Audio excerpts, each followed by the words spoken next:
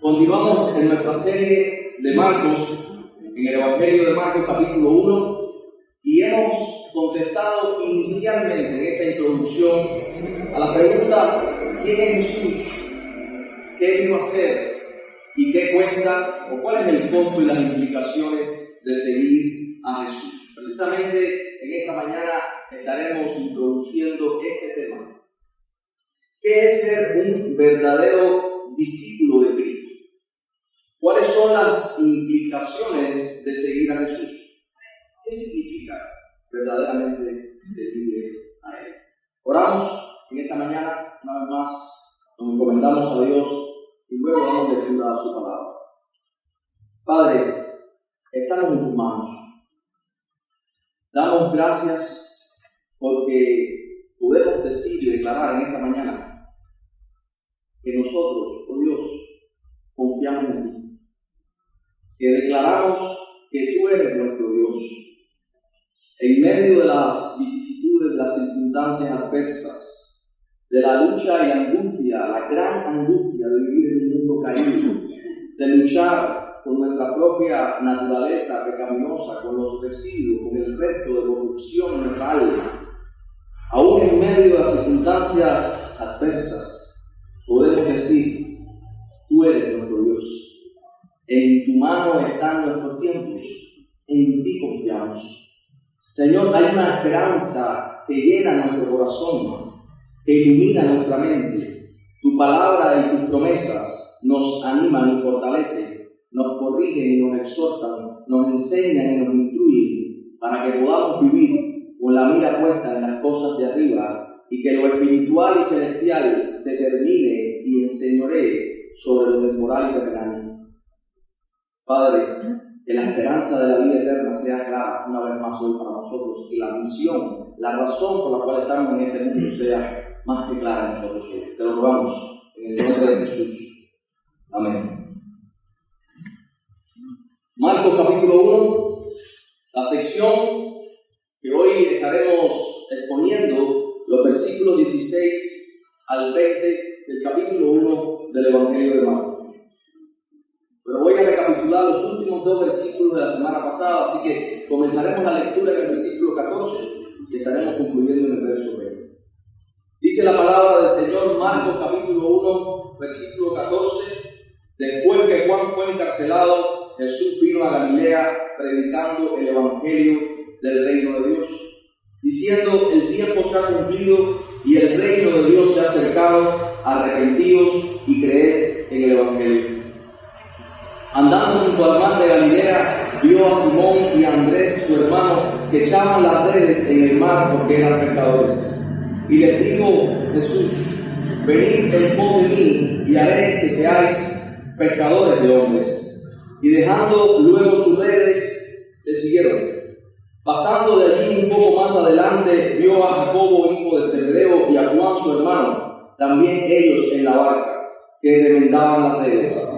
Y luego los llamó, y dejando a su padre Zebedeo en la barca con los jornaleros, le siguieron. El Señor añada su bendición a la palabra. Hermanos, en realidad, ¿a cuánto nos gusta que nos digan lo que tenemos que hacer? Piense por un momento. ¿Cuántos reciben con gozo el consejo de alguien que les dice lo que tienen que hacer? En realidad no nos gusta que nos digan lo que debemos hacer.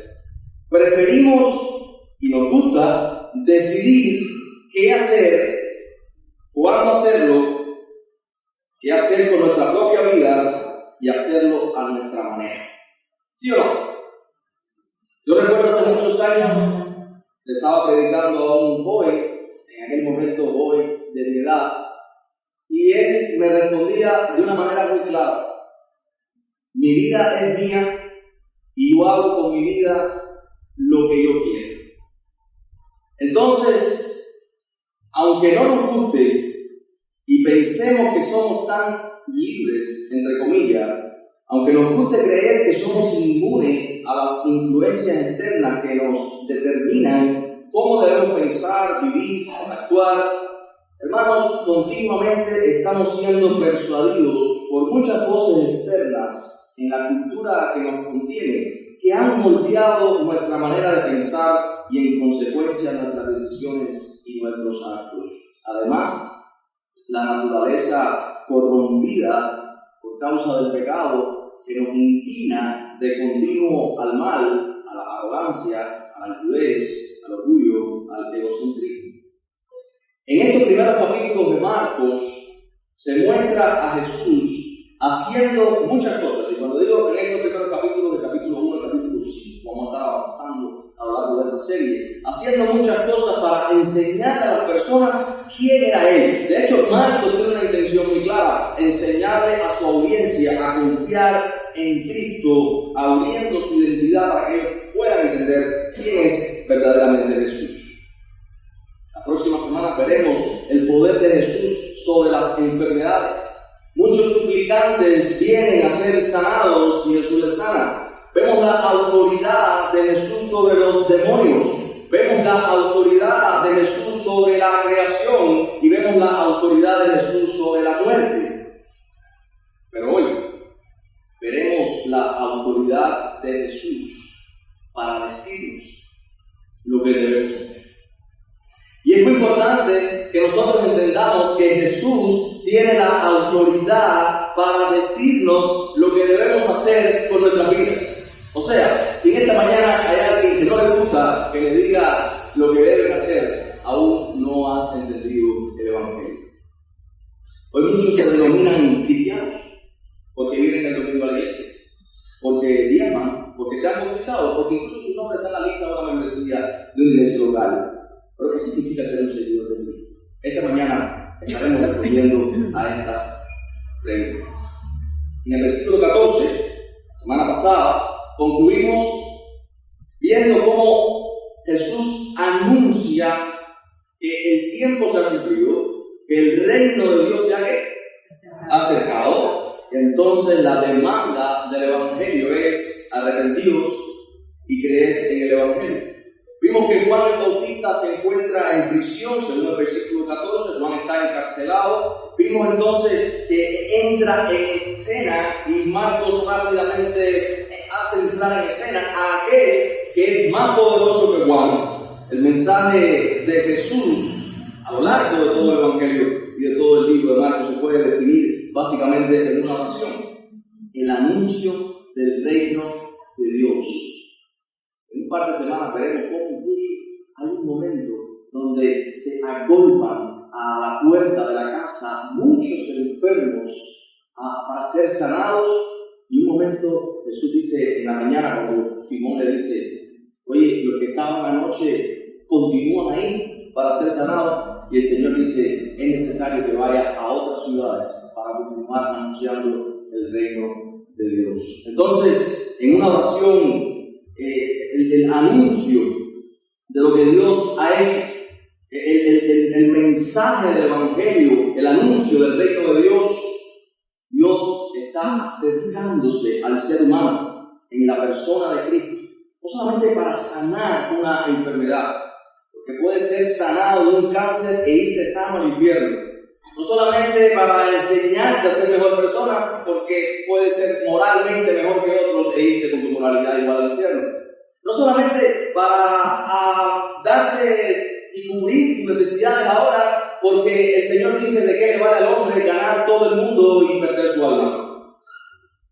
Dios y su reino acercándose al ser humano en la persona de Cristo para revertir los efectos del pecado, restaurar su reino y salvar las almas. Entonces, no quiero que olviden el mensaje del Evangelio. Recuerden que el pilar que estamos viendo como iglesia es el evangelismo y el discipulado. Y muchos cristianos, hermanos, lo decimos con dolor, aún no entienden lo que es el Evangelio. Y hay tres verdades que los que escuchan deben entender en este versículo 15. El tiempo se ha cumplido. ¿Qué significa esto? Lo que Dios había establecido desde la eternidad, lo que Dios reveló sobre su reino en el Antiguo Testamento, ha llegado. El reino se ha acercado. Arrepentidos y creer en el Evangelio. necesario que entendamos: Dios es el único gobernante del mundo y todos los seres creados. ¿Cuándo lo creen? Amén. Cuando dice el reino de Dios se ha acercado, no es que Dios está suplicando ser el rey de nuevo porque Él fue destronado. No.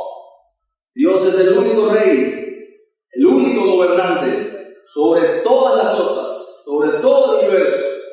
Dios sigue reinando, aun cuando el pecado entró en el mundo y la humanidad se rebeló contra Él. Aunque los seres humanos, a partir del pecado, y este es el punto, no tienen claridad sobre la soberanía de Dios y el reinado de Dios sobre ellos. Como dice el libro de los Jueces, incluso dentro del pueblo de Dios, vemos que cada quien hacía lo que bien le parecía, ¿verdad? Pero Dios sigue siendo el rey. Y lo demostró una y otra vez en todo el Antiguo Testamento. Y si no, pregúntale a los conductores de hoy. Ahora, los seres humanos se ven afectados por los desastres naturales, por las enfermedades, pandemias, la muerte. La pregunta que podemos hacernos es: ¿cómo las personas podrán volver a tener una relación perfecta en la cual Dios sea su rey, ellos se sometan voluntariamente a su reino, a su gobierno y experimenten gozo en esto? Este es el punto. ¿Cuántos quieren un mejor país? ¿Cuántos quieren un mejor gobierno? ¿Cuántos quieren un mejor lugar? Dios es el mejor lugar. Dios es el mejor país. Dios es el mejor rey.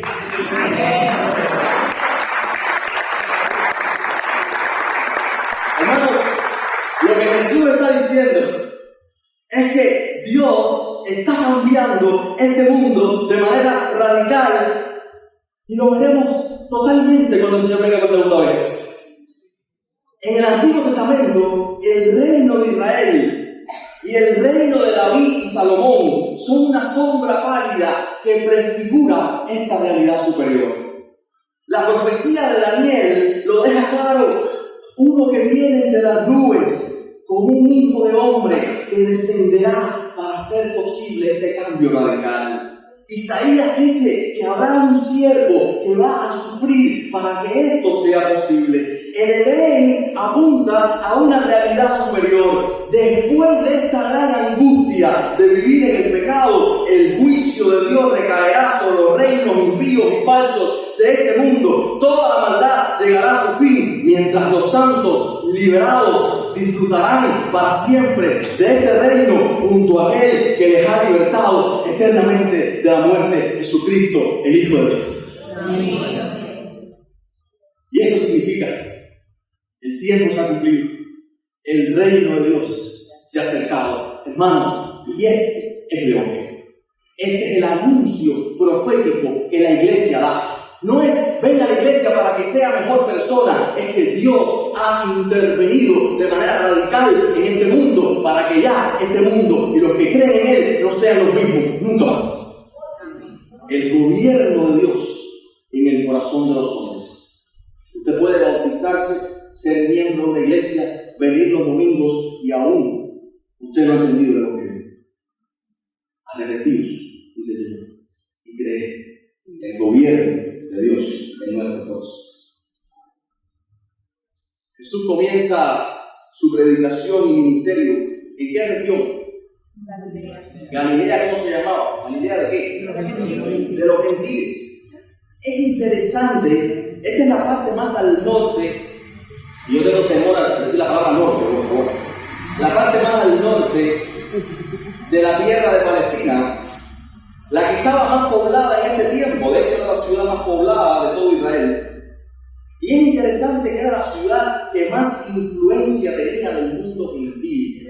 O sea, era la ciudad que menos influencia tenía de la religión mecánica y ritual que se practicaba en Jerusalén. ¿Saben qué por ciento del tiempo de todo el ministerio de Cristo Jesús estuvo en Galilea? El 90% Jesús estuvo alejándose del centro religioso de la nación. No por miedo.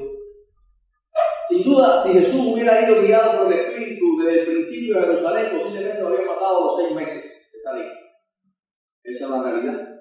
Pero lo otro es que Jesús se está alejando del centro religioso de la nación, porque la religiosidad y el evangelio nunca han caminado de la mano. Las tradiciones religiosas, mis hermanos, las costumbres religiosas, las reglas practicadas sin discernimiento, nos alejan de la relación con Dios. ¿Y saben por qué es tan peligrosa y tan peligroso el poder de la mentira religiosa? Perdón que trabaje. ¿Saben por qué?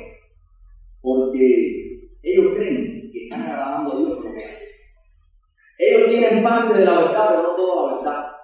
Y ellos están creyendo que están agradando a Dios, como Saulo, que estaba persiguiendo a los cristianos, y él creía que él estaba agradando a Dios, aplastando a esas cucarachas rebeldes y a ese falso Mesías que se había declarado como el rey de Israel. Él necesitaba exterminar a esa secta cristiana, entre comillas. Pero Jesús se le apareció en el camino a Damasco. ¿Recuerdan el pasaje? Le dijo: ¿qué soy yo que tú persigues? Pero la religiosidad de Pablo le impedía entender el evangelio, y tenía todo el Antiguo Testamento en la mente en el Estado, pero no podía unir los puntos y comprender toda la verdad de que todo el Antiguo Testamento estaba apuntando precisamente a Cristo.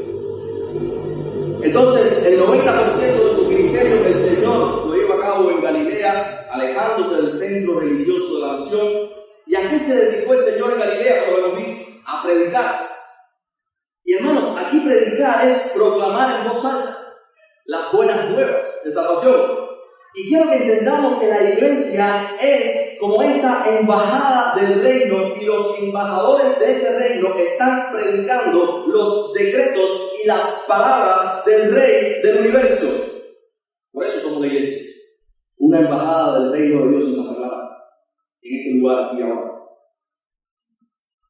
El reino de Dios se ha acercado.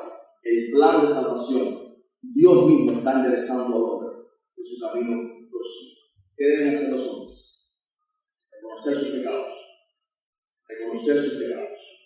arrepentirse y venir a Dios. Hermanos, y el arrepentimiento no es decir: en el año 2005 le di una patada al gato, en el año 2009 robé o me prostituía antes. El arrepentimiento es un cambio de mente, un cambio de corazón, que te hace experimentar una nueva perspectiva completa de las cosas. Como dice la palabra, cuántas cosas Pablo dice eran para mi ganancia y las tengo como pérdida por amor de Cristo. Una nueva perspectiva de las cosas que te hace ahora aborrecer lo que antes amabas, aborrecer el pecado que para ti antes era tan precioso, y ahora te hace amar aquel y aquello que para ti antes era la locura y la estupidez. Esto es arrepentimiento. La conversión es un cambio de mente y de corazón. La conversión es además un cambio de rey. La voluntad de Dios ahora sobre nuestra existencia, porque su gobierno, espero que puedan decir amén, es mejor que la tiranía del pecado. Amén. Es un cambio de corazón, un cambio de dueño, porque Él es el mejor. Y llegamos así a la escena de hoy. Esta escena es muy importante para comprender qué significa seguir a Jesús. Versículo 16. Andando junto al mar de Galilea, vio a Simón y a Andrés, su hermano, que echaban la red en el mar porque eran pescadores. Versículo 17. Y les dijo Jesús: venid en pos de mí, y haré que seáis pescadores de hombres. Y quiero que entendamos esta escena y cómo Marcos la estaba preparando justo después de lo que dice en el versículo 15. El Rey de Reyes ha llegado. Juan el Bautista ha dado paso al mismísimo Señor. Él tiene la autoridad. Vimos la voz del cielo, el espíritu que revolotea, y se posa en Cristo. Juan declara en otro de los evangelios que él tuvo esta experiencia y oyó la voz del cielo señalando a Cristo. Ahora, con la autoridad que se le ha conferido, Jesús le dice a estos hombres: venid en pos de mí. Una de las palabras que vamos a ver normal y continuamente en el evangelio de Marcos es, esa continuamente. Marcos sus escenas las conecta con esta inmediatez. Por ejemplo, aquí vemos en el versículo 18: y dejando luego sus redes, le siguieron. Versículo 20: y luego los llamó. Y a veces la Reina Valera no traduce bien la palabra inmediatamente, pero es una palabra que se repite una y otra vez en el evangelio de Marcos. O sea, con la autoridad que se le ha conferido, él le dice a estos pecadores: venid en pos de mí, e inmediatamente dejaron sus redes y le siguieron. Y quiero que estén en la escena un poquito más, caminando de lo que está sucediendo, y que podamos ponernos los zapatos y podamos ponernos los lentes para viajar hasta este lugar. Imagínense, Jesús está caminando por el mar de Galilea, que en realidad es un lago de agua dulce, aproximadamente 200 y tantos kilómetros cuadrados, un lago, y era un gran centro pesquero en este momento.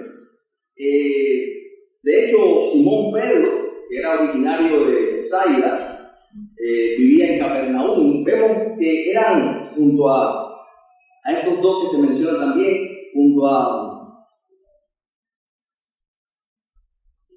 Jacobo y a Juan, vemos que tenían como una especie de consorcio o negocio productivo de pesca.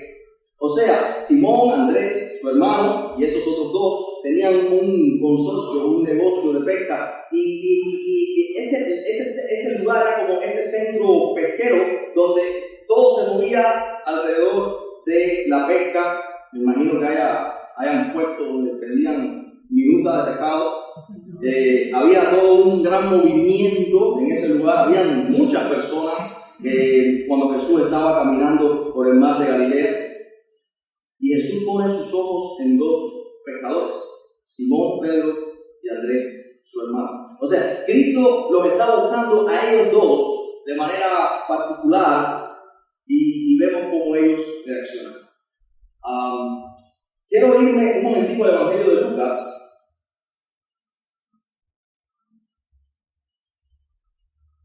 Y recuerden que Jesús está en Galilea. Y no quiero dejar de notar, antes de pasar a esta sección, lo que pasa en Nazaret cuando Jesús está enseñando en este lugar. Porque esto es importante. Quiero que vayan a Lucas capítulo 4 y veamos el verso 16. Esto está ocurriendo antes de este evento del llamamiento de Pedro y de Andrés, o Simón y Andrés. Antes de que pasara esto, dice en el versículo 16 de Lucas 4 que Jesús vino a Nazaret, donde se había criado. Y es importante que entendamos esta expresión. Este es el lugar donde Jesús creció, en Nazaret. Y en el día del reposo entró en la sinagoga conforme a su costumbre y se levantó a leer. Y se le dio el libro del profeta Isaías, y habiendo abierto el libro, halló el lugar donde estaba escrito: el Espíritu del Señor está sobre mí, por cuanto me ha ungido para dar buenas nuevas a los pobres, me ha enviado a sanar a los quebrantados de corazón, a pregonar libertad a los cautivos y vista a los ciegos, a poner en libertad a los oprimidos, a predicar el año agradable del Señor. Y enrollando el libro, lo dio al ministro y se sentó, y los ojos de todos en la sinagoga estaban fijos en él. Y comenzó a decirles: hoy se ha cumplido esta escritura delante de vosotros. Y todos daban testimonio de él y estaban maravillados de las palabras de gracia que salían de su boca, y decían: ¿no es este el hijo de José? Él les dijo: sin duda me diréis este refrán médico: cúrate a ti mismo, de tantas cosas que hemos oído que se han hecho en Capernaum, haz también aquí en tu tierra. Y añadió: de cierto os digo que ningún profeta es acepto en su propia tierra. Y fíjense lo que el Señor dice ahora. Quiero que entendamos. Y en verdad os digo que muchas viudas había en Israel en los días de Elías, cuando el cielo fue cerrado por 3 años y 6 meses y hubo una gran hambre en toda la tierra. Pero a ninguna de ellas fue enviado Elías, sino a una mujer viuda en Sarepta de Sidón. Quiero que entiendan que se va poniendo mal la cosa. El ambiente se va cayendo. Versículo 27. Y muchos leprosos había en Israel en tiempo del profeta Eliseo, pero ninguno de ellos fue limpiado, sino Naamán el sirio. Al oír estas cosas, verso 28, todos en la sinagoga se llenaron ¿de qué? De ira, y levantándose le echaron fuera de la ciudad y le llevaron hasta la cumbre del monte sobre el cual estaba edificada la ciudad de ellos. Se parece casi a la tentación de Satanás, ¿verdad? Para despeñarle. Mas él pasó por el medio de ellos. Dice: hermanos,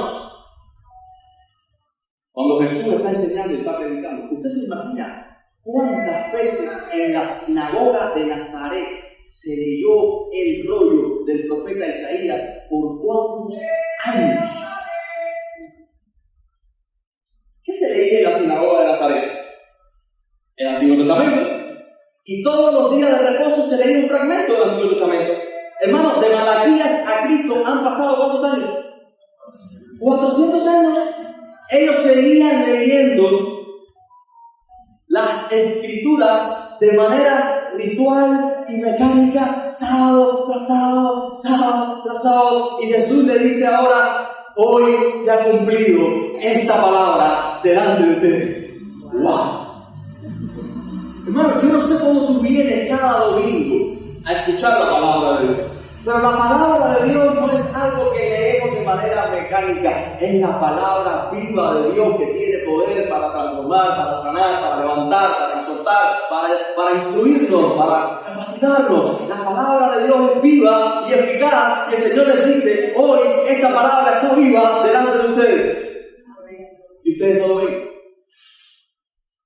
Y les empieza a decir cuántas viudas había en Israel cuando Elías. Pero Elías fue enviado a una mujer viuda en Sarepta de Sidón. Y usted puede decir: ¿qué significa eso? Que no era judía, que era una gentil. Había muchas viudas en Israel, pero sin embargo Elías fue enviado a la viuda de Sarepta de Sidón, una gentil. Y empieza a decir. Y dice: y había muchos leprosos en tiempo del profeta Eliseo, pero ninguno de ellos fue limpiado, sino Naamán el sirio, otro gentil. Y cuando ellos oyeron estas cosas, dijeron: pues a despeñarte. Jesús puso el dedo en su orgullo nacionalista y pseudo espiritual y religioso. Ellos se habían olvidado de ser un faro y ser luz a las naciones. Ellos se creían superiores a los gentiles. Y Jesús dice: pues yo he venido como Elías a buscar y a salvar lo que se había perdido. Hermanos, ellos estaban leyendo la Biblia de forma rutinaria y se estaban perdiendo el gozo de ser un instrumento en la mano de Dios para salvar a las naciones. Y esto no soportaron. El profeta vivo de Dios estaba haciendo viva y explicando claramente la palabra de Dios para ellos, pero ellos preferían seguir leyendo la Biblia de forma rutinaria y darle la interpretación que ellos quisieran. ¿Y por qué leo esto?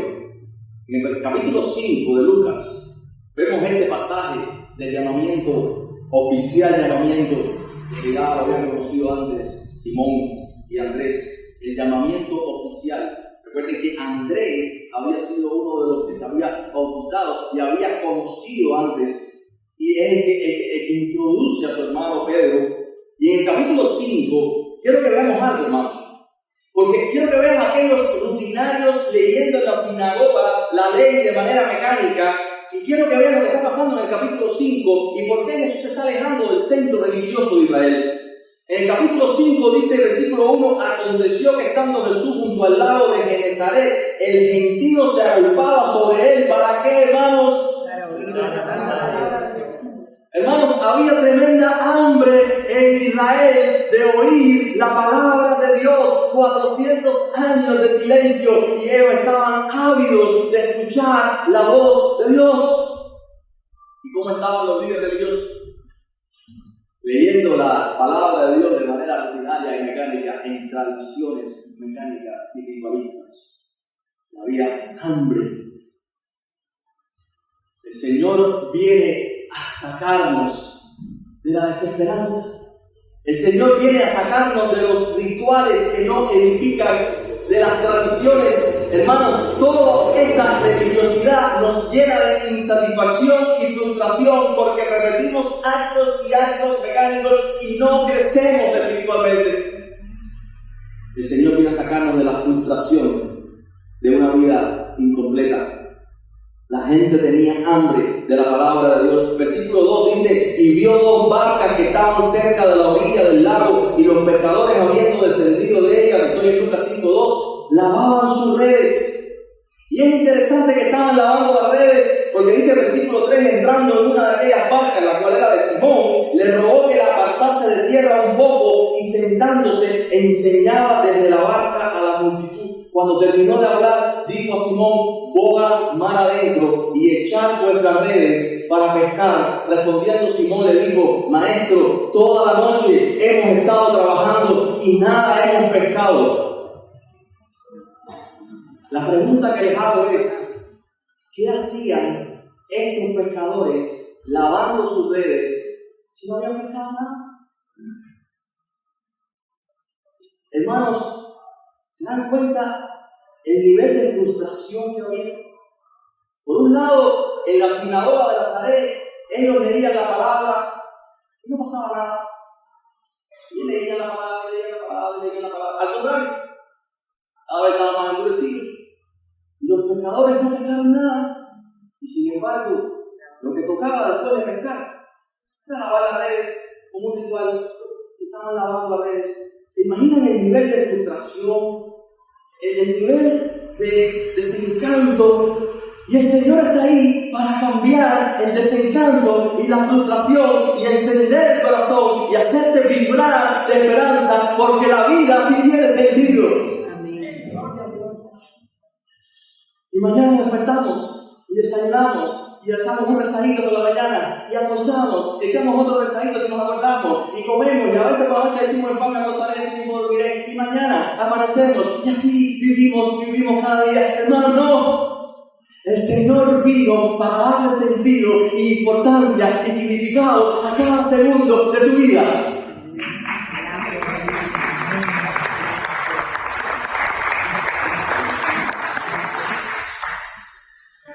Y Pedro le dice: nada hemos pescado, mas en tu palabra echaré, ¿qué cosa?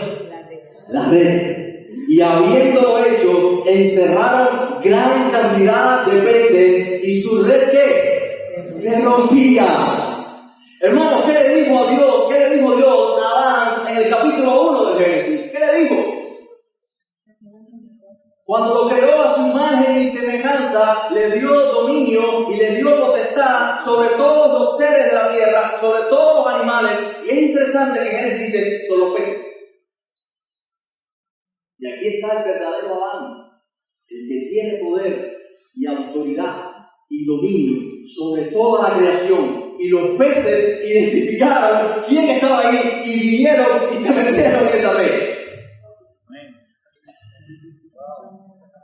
Hermanos, los pescadores sabían que eso era un milagro, porque ellos habían estado, dime Wilfred, toda la noche pescando y no habían pescado nada, muchas algas.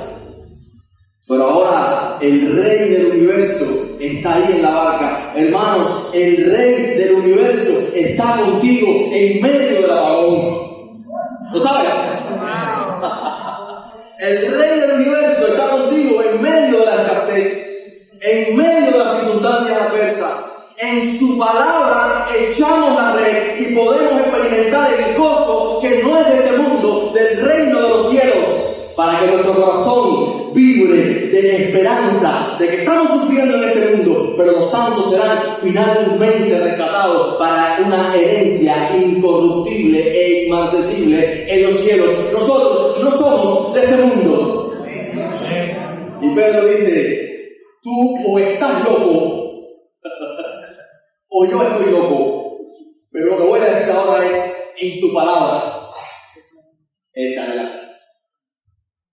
Y la red se rompía de tantos peces, a punto que dice el versículo 7, que ellos hicieron señales a los compañeros que estaban en la otra barca, que lo vemos en Marcos, y para que viniesen a ayudarles, y vinieron y llenaron ambas barcas de tal manera que se hundían. Viendo esto, Simón Pedro cayó de rodillas ante Jesús diciendo, apártate de mí, Señor, porque soy hombre que pecador, porque por la pesca que habían hecho, el temor se había apoderado de él y de todos los que estaban con él, y asimismo de Jacobo y Juan, hijos de Zebedeo, que eran compañeros de Simón. Pero Jesús dijo a Simón, no temas, desde ahora serás pescador de hombres. Y cuando trajeron a tierra las barcas, dejándolo todo, le siguieron. Ya tenemos el gran cuadro de la escena de lo que ha ocurrido aquí. Hermanos, el Señor está haciendo un llamado particular a estos 4 hombres. Este es un llamado único, y sin duda no todos están llamados a dejar los trabajos seculares que tienen y ser pastores. Quiero poner este punto aquí importante. Este es un llamado particular, pero Jesús llama a estos hombres como llama a todos y cada una de sus ovejas a abandonar su vida de pecado, las cosas de este mundo, las rutinas mecánicas de la religiosidad pagana y la falsa espiritualidad emocionalmente emotiva que no produce vida, gozo y satisfacción verdadera. El llamado de Jesús es a abandonar tu vida de adoración a dioses falsos y adorar solamente al único que puede traer verdadera satisfacción y plenitud a tu alma, Dios. Amén. Y este pasaje es muy importante, hermano, porque nos habla de lo que significa seguir a Cristo. Porque hoy muchos dicen creer y seguir a Jesús. Muchos se autodenominan cristianos, y muchos hemos tenido en nuestras familias personas que cantan himnos cristianos, que declaman versículos bíblicos, pero en la práctica no los vemos vivir como un verdadero seguidor de Jesús. ¿Sí o no? Y aquí vemos una verdad muy importante. ¿Quién es el que escoge? El Señor es el que le escoge. Vimos el pasaje de la sinagoga de Nazaret y cómo Jesús se va en medio. Por cierto, ese pasaje termina, Jesús se va en medio de ellos, Lucas. Es como un milagro. Imagínate todas estas personas, que por cierto eran los vecinos de Jesús, la gente del barrio, donde él creció, que quiere ahora tirar un precipicio para abajo, y él se va por en medio de ellos. Un milagro. El Señor es el que escoge. ¿Cuánta gente había vendiendo minutos de pescado y pescando en ese momento? En ese lado. Y el Señor escoge, mira a estos hombres. El Señor es el que escoge. Es Dios quien los escoge. Es Jesús el que toma la iniciativa. ¿Y nosotros qué debemos hacer? Responder a su llamado. Hermanos, ¿por qué estamos aquí esta mañana? Porque Dios se fijó en nosotros cuando estábamos lavando redes sin haber pescado nada, en medio de una frustración total, y nos llamó. ¿Y para qué nos llamó? Para que seamos suyos y de nadie más. Si no hubiera sido así, hoy tú no estarías aquí en primer lugar. El llamado de Jesús, ¿a qué es, mis hermanos? ¿A qué es? Venid en qué? En pos de mí. Hermanos, el llamado de Jesús no es mira la cantidad de buenos consejos que tengo para que seas mejor persona. Mira por qué no haces estas cosas que están bien. Lo que estás haciendo está mal. El llamado de Jesús es a seguirle a Él. Hermanos, Él no nos llama a una institución, Él no nos llama a un sistema de leyes o tradiciones, no nos llama ni siquiera a seguir un credo doctrinal. Su llamado es a seguirle a Él, a tener una relación personal con Él como Señor y Salvador. Y mientras más tú y yo miramos a Cristo y seguimos a Cristo, más vamos a pensar como Cristo, ver como Cristo, sentir como Cristo, actuar como Cristo, vivir como Cristo. Si no lo miramos a Él, si no le seguimos a Él, vamos a estar viviendo como viven algunos líderes religiosos o como este mundo vive, creyendo que somos cristianos. Hermanos, ¿qué implicó para estos hombres seguir a Cristo? ¿Qué implicó para ellos? Quiero que entendamos que lo que está pasando en este lago, en este centro portuario, en este centro de pesca, este gran negocio, estos 4 hombres están enrolados en un negocio. Este es el negocio de su vida. Esto es lo que le da comida a su familia. Esto es lo que van a enseñar a sus hijos después. Esto es lo que va a hacer su negocio familiar. ¿Qué le costó a estas personas seguir a Cristo? ¿Qué dice el versículo? Versículo 18. Y dejando luego que ellos no habían pescado un pescadito, sin embargo, no estaban ¿qué? Lavando sus redes, porque eso era su instrumento de trabajo. Y dice que ellos, ¿cuánto costaba una red que se mueve? Bueno, no saben muy bien. Ustedes ven la bengala, dejando sus redes. Ellos no saben qué pasó con las redes. ¿Qué hicieron? Versículo 18. Le siguieron. Por cierto, lo que implicó para ellos es que estos 4 hombres fueron martirizados. ¿Claro? En ese momento ellos no lo sabían. Pero seguir a Cristo les costó la muerte, así como Cristo murió en la cruz. Cuando Dios nos llama, cuando el Señor me llamó al ministerio hace muchos años, yo no tenía la menor idea de lo que iba a pasar. Si Dios me hubiese puesto una película con todo lo que iba a pasar, quizás hubiese dicho que no. Pero en ese momento ni siquiera pensé en eso. Recuerdo, mi familia estaba muy embullada porque yo siguiera los pasos de mi padre en la diplomacia en Cuba, en el centro del mundo, de llamar al hermano. Y cuando yo dije, voy a estudiar a ser pastor, bueno, en pocas palabras, mi mamá me botó a la casa. Lo que quiero decir es que cuando Dios nos llama, nuestro corazón se enciende de tal manera y nuestra mente se alumbra de tal manera que nosotros no medimos consecuencias. Lo único que sabemos es que su voz es tan dulce. Lo único que sabemos es que su mirada es tan preciosa. Lo único que sabemos es que su poder es tan firme que no queremos hacer otra cosa que mirarle a Él, que seguirle a Él, que ser sostenidos por Él en lo que Él nos ha llamado a ser. Hermanos, todos ellos fueron martirizados, los discípulos, excepto Juan. Pero cuando Dios manda, solo podemos comprometernos con Él de una manera incondicional. No podemos seguir a Jesús en nuestros propios términos. Bueno, te voy a seguir el domingo, o te voy a seguir bajo estas condiciones. No ponemos nosotros las condiciones ni las pautas. Es su llamado, es un llamado soberano. Dios nos está llamando a su plan, no a meterlo a Él dentro de nuestra camisa y nuestro plan, sino que estamos llamados a abandonarlo todo y a dejarnos hacer, rehacer, recomponer por Él para lo que Él quiere hacer con nosotros, mis hermanos.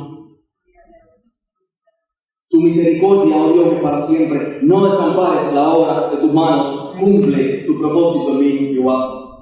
Dice el salmista. Él sabe lo que es mejor para nosotros. Dios, yo sé que es tu palabra. Yo sé que eres tú, pero es que tú no entiendes. No, eres tú el que no entiende. Hermanos, no es por donde nosotros queremos llevar a Dios, es por donde Él quiere llevarnos y no por donde tú quieres ir. Es un llamado, además, permanente. Es un llamado para todos los días. Seguir a Cristo no es venir el domingo a la iglesia. Seguir a Cristo es un llamado para siempre, para todos los días, para todas las horas. No somos los discípulos de Jesús los domingos, somos los discípulos de Cristo que le seguimos a Él en este mundo todos los días, las 24 horas del día, los 7 días de la semana, los 30 días del mes, todos los días del año, hasta que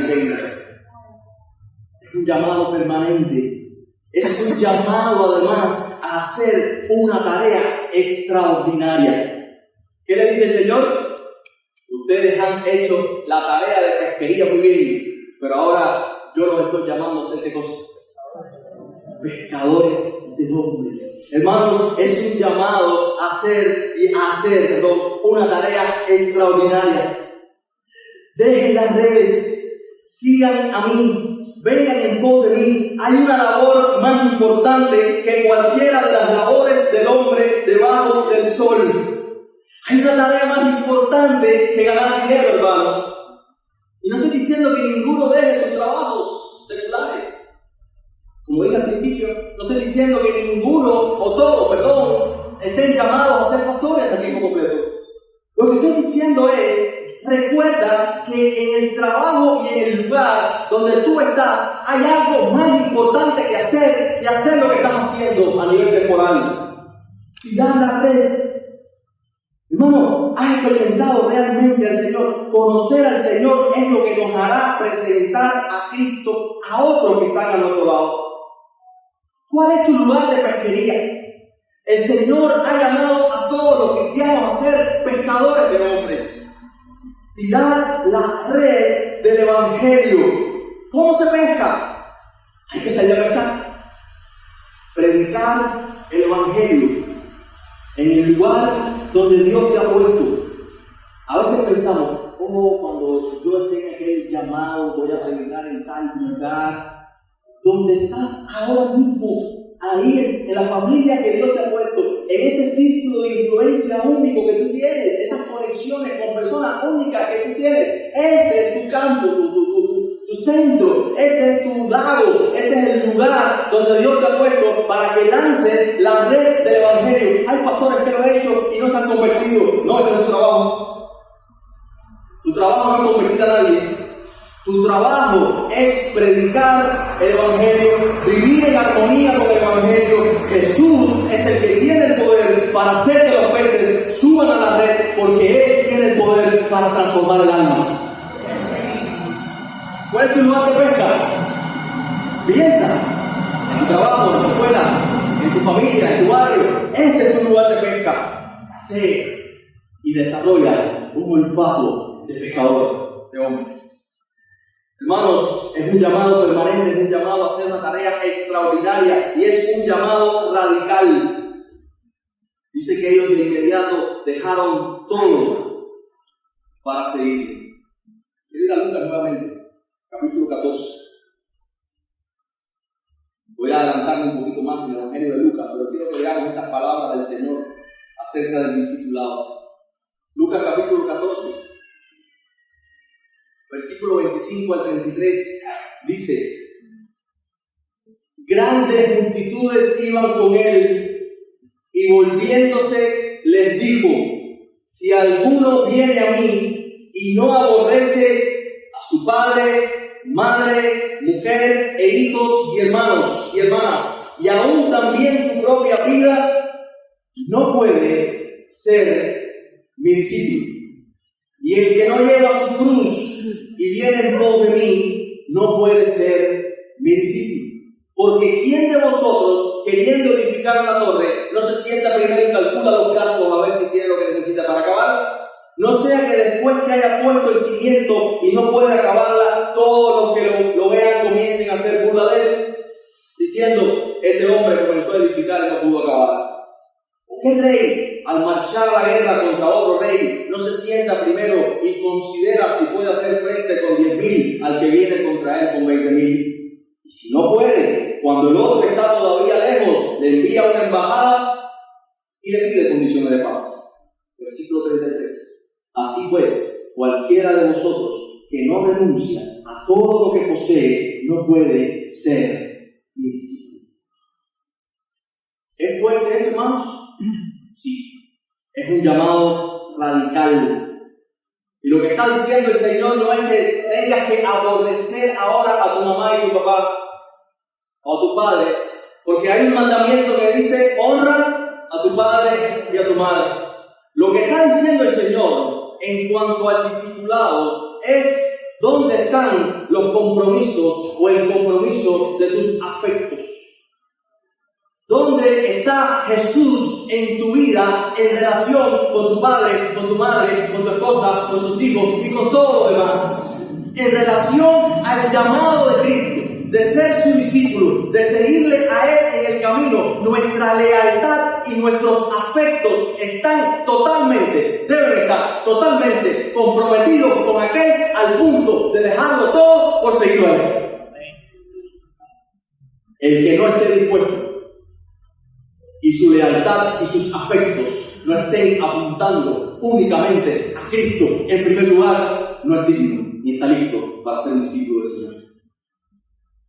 Hermanos, y él dice aquí, el que no tome su cruz, el que no se niegue, dice Mateo, versículo 16, capítulo 16, 24, negándose a sí mismo y viene en pos de mí, no puede ser mi discípulo. Tomar la cruz, negarse a sí mismo. Hermanos, hay dos caminos, uno ancho y espacioso que va a la perdición. Ese camino ancho y espacioso es el camino de la autonomía, el camino de la autorrealización, el camino de mi vida es mía y yo hago con ella lo que yo quiera y nadie puede decirme lo que tengo que hacer con mi vida. Ese camino es ancho y espacioso. Es un camino fácil, es un camino que si no me gusta, pues me voy.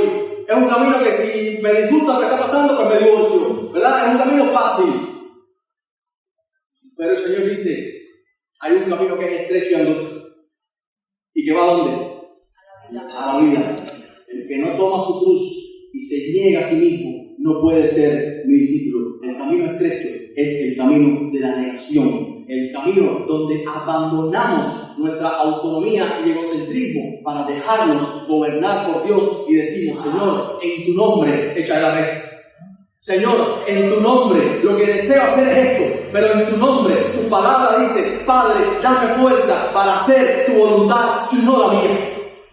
En tu nombre abandono voluntariamente mi autonomía, mis decisiones, mis deseos, mis caprichos, mis agendas para coger tus anhelos para mí, para abrazar tu agenda para mi vida, para abrazar tu plan para mí. Señor, que no sea mi voluntad, sino que sea tu voluntad. Y por eso podemos permanecer casados. Por eso podemos permanecer y pedir perdón. Por eso el fruto del Evangelio puede formarse en nosotros en medio de las situaciones más difíciles. Porque amar a quien nos ama es fácil, pero amar a nuestros enemigos, amar y lidiar con el pecado de otros, absorber el daño que otros pueden hacerme a mi vida para que Cristo se vea en mí y yo pueda ser verdaderamente un luminar en medio de un mundo corrompido y caído. El que no esté dispuesto a negarse a sí mismo y coger su cruz y seguir a Cristo no es digno de ser su discípulo. ¿Qué harás con estas verdades, mis hermanos? ¿Qué harás con el llamado de Jesús? No en términos médicos aquí. En este pasaje donde Marcos en unos pocos versículos nos habla del costo, lo que significa, las implicaciones de seguir a Cristo. Ellos abandonaron todo y le siguieron. Los llamó y dejando a su padre, versículo 20, Zebedeo en la barca con los jornaleros, le siguieron. Me imagino la mirada del padre de Zebedeo. Y de todos los jornaleros, había dinero. Este último, del versículo 20, no sé qué decimos bien, pero el padre de Zebedeo, tenía dinero porque tenía un barco grande o jornalero. Y lo abandonó todo para seguirlo a él. Hermano, evalúa y examina los afectos de tu corazón. Examina las intenciones de tu corazón. ¿De verdad estás siguiendo a Cristo para ser su discípulo y hacer su voluntad? ¿O estás renegociando o negociando si te conviene o no ser cristiano? Si conviene o no ser un discípulo de Cristo. ¿Qué ganancias me da ser un discípulo? ¿Qué ganancias o ventajas me da discipular a otros? ¿Estoy yo realmente enfocado en ser pescador de hombres o estoy buscando un círculo de influencia para crecer mi ego más y más y más? Aquí el punto no se trata de ser nosotros. Aquí el punto se trata de que se vea a Cristo en nosotros. Hermanos, las puertas del reino de los cielos se han abierto para los hombres. El Rey del reino está aquí, llamando a pecadores a rendirse ante Dios, porque Él vino a dar su vida por pecadores para que no se pierdan, mas tengan vida eterna. Habrá una tarea más extraordinaria que ser un embajador del Rey, que ser un pescador de hombres, que ser una puerta abierta a nuestras mismas vidas para que otros conozcan y vengan a adorar al único que puede traer salvación y abandonar su vida miserable adorando a ídolos.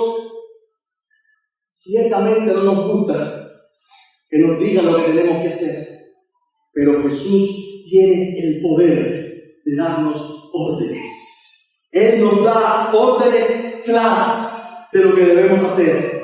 Caminar siguiendo a Jesús, ser su discípulo, tiene un costo altísimo. La salvación no nos costó nada, pero andar y caminar a la altura del llamado que tenemos en Cristo nos va a costar todo. Debemos abandonarlo todo para seguirlo a Él y publicar, predicar, enseñar, contarle a las personas del Evangelio. El reino de los cielos se ha acercado. Este es el trabajo que tú y yo tenemos, el trabajo más importante, por encima del trabajo temporal. El trabajo más importante es que todos los cristianos debemos ser pescadores de personas, porque las personas necesitan ser gobernadas por Jesús. Oramos, mis hermanos, en esta mañana. Padre, si hay alguna persona en este lugar que aún no ha entendido el Evangelio, Señor, que está aquí porque alguien le invitó para que estuviera en el culto entre cristianos, pero hoy la realidad de su pecado se ha abierto delante de él. Señor, su condición caída y corrompida se ha abierto, y al mismo tiempo, como una realidad superior, el cielo, la palabra, el reino de los cielos se ha abierto delante de él. Te ruego, Señor, tu palabra dice: todo aquel que viene a ti, tú no le eches fuera. En esta mañana ellos puedan recibir en el poder del Espíritu verdadera salvación. Padre, y a nosotros, tu pueblo, Señor, que podamos evaluar nuestro propio corazón, los síntomas de la decadencia espiritual. Señor, como estaban estos en la sinagoga de Nazaret, en una franca decadencia, donde leían tu palabra de manera monótona y rutinaria, o como aquellos pescadores que lavaban sus redes sin esperanza, sin poder llevar nada a su casa ese día. Dios mío, tú eres el que revitaliza y aviva los corazones. Que tu palabra para nosotros sea tan viva y eficaz, que encienda la palabra en nuestros corazones, que nuestras mentes, Señor, sean iluminadas, que nuestra voluntad sea libertada y podamos caminar en el poder del Espíritu sin temor a prejuicios de los amigos, de los trabajadores que nos acompañan, de los vecinos, de los familiares, que podamos caminar en pos de ti, siguiéndote a ti, siendo pescadores de hombres, sabiendo que nuestro reino no es de este mundo y que de ti esperamos, oh Dios, el consuelo eterno en el reino que está preparado para ser manifestado en tu segunda venida. Señor, que podamos poner la mira en las cosas de arriba y no en las de la tierra. Que las cosas de este mundo no nos determinen tanto, que los apetitos de este mundo, que, Señor, las vidrieras que nos seducen, llenas de pecado en este mundo, Señor, líbranos del mal y que podamos vivir enfocados con los ojos puestos en Jesús. Y es en el nombre de Cristo, Padre, que oramos. Amén.